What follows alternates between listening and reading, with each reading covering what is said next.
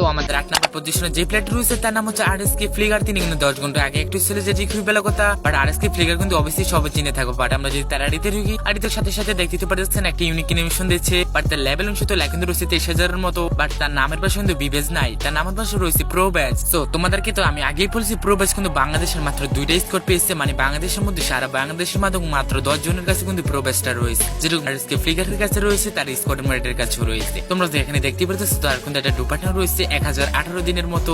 এছাড়াও তিনি কিন্তু যতটা ডেঞ্জারাস লেভেল কিন্তু মোবাইল দিয়ে স্ন্যাপার চালায়। আপনারা তো অনেকেই জানেন আরএসকে ফ্লিগার কিন্তু টুর্নামেন্টে কতটা ডেঞ্জারাস লেভেল স্ন্যাপার চালিয়ে থাকে। তিনি কিন্তু বর্তমান সময় কিন্তু সৌদি আরবে যাবে টুর্নামেন্ট খেলতে, অলরেডি কিন্তু রওনা দিয়ে দিছে, সৌদি আরবের উদ্দেশ্যে কিন্তু রওনাও দিয়ে দিছে। সো আপনারা অনেকেই বলবেন শুধু আরএসকে টিম কেন যাবে, অন্য টিম যাবে না ওয়ার্ল্ড কাপ খেলতে কেন না? কিছুদিন আগে কিন্তু বাংলাদেশে একটা 60 লাখের টুর্নামেন্ট হয়েছিল, এখানে যে উইন করে শুধু তেই যেতে পারবে বাংলাদেশ থেকে কিন্তু ওয়ার্ল্ড কাপ খেলতে। আপনারা তো বুঝতে পারতেছেন আরএসকে টিম কিন্তু সেখানে উইন করছিল, মানে 60 লাখের টাকার টুর্নামেন্টে কিন্তু আরএসকে টিম কিন্তু উইন করেছিল, যেখানে কিন্তু আরএসকে টিম কিন্তু 60 লাখ টাকার মতো পেয়েছিল। আরএসকে ফ্লিগারকে আপনাদের কাছে কেমন লাগে অবশ্যই কমেন্ট সেকশনে জানাতে পারেন।